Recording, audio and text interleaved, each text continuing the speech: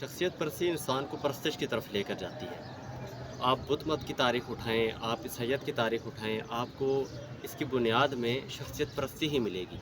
शख्सियत परस्ती ही की वजह से और अक़ीदत, लोगों की मोहब्बत और लोगों की उल्फ़त में ग़ुलू की वजह से बुत मत बुत मत का आगाज़ हुआ। इसी तरह ईसाइयत का आगाज़ हुआ। इंसान को चाहिए कि इंसानों को इंसानियत के दर्जे पर रख कर तोले।